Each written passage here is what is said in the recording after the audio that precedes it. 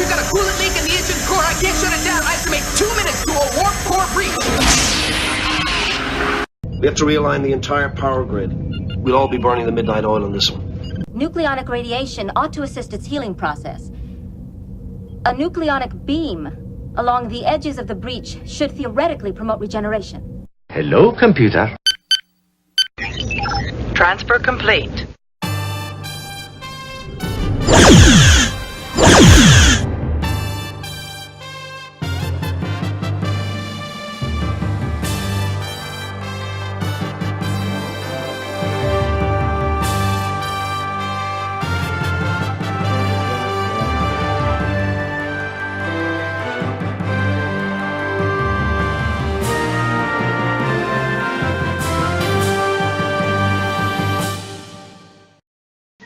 Do you have trouble telling your plasma shunts from your magnetic constrictors?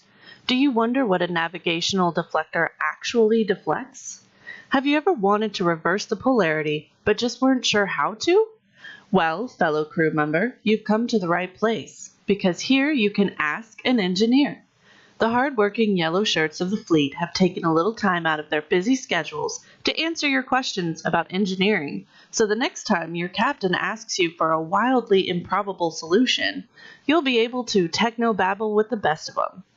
Our first question comes from Ensign Ronan Pregus asks, are engineers any more or less likely to be killed than any other posting? Hi, this is Jeff Teller. I play the Chief Engineer aboard the USS Veritas, and I'm here today to answer your questions about engineering.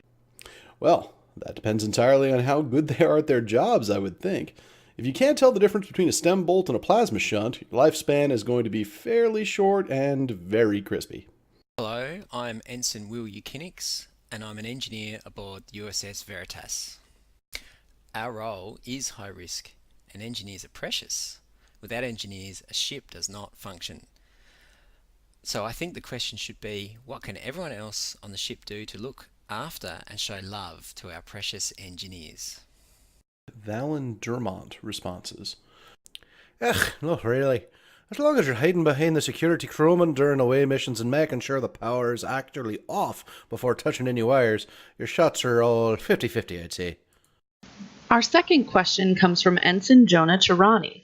They ask, do you ever exaggerate the repair time you give the captain because you know he's going to ask for it to be done in half the time no matter what you say? Yes, the old Montgomery Scott directive. I'll admit to padding some of my estimates slightly, but that tends to be in cases where there are a lot of unknowns at play. How much something was damaged in a fight, for example. Otherwise, I tend towards accuracy myself, and my captain, being a former chief engineer herself, knows that estimates are just that sometimes. Estimates. Well, under promise and over deliver is my motto. Just think of it as a padded estimate that contains an element of pleasant surprise. And everyone likes surprises.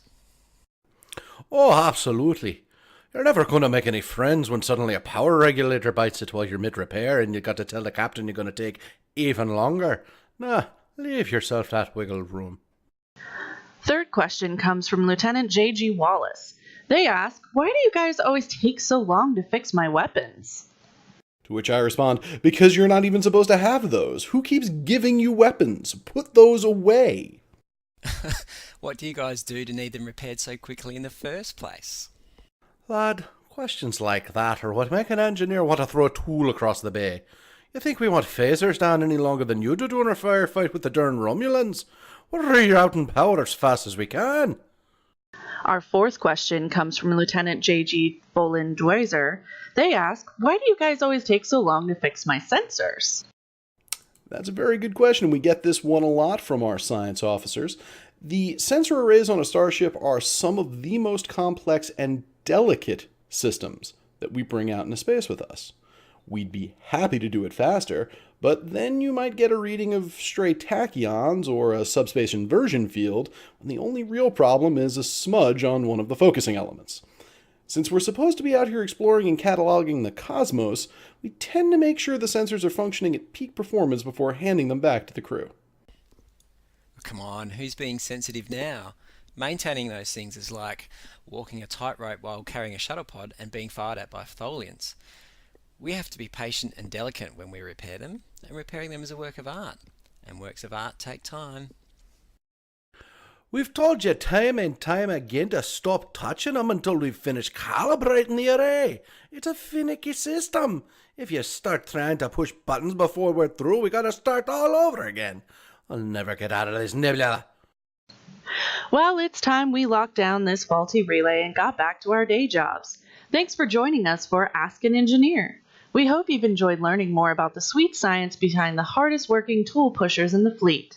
If you've got questions that you'd like answered next time, please adjust your subspace transceiver to however we submit questions.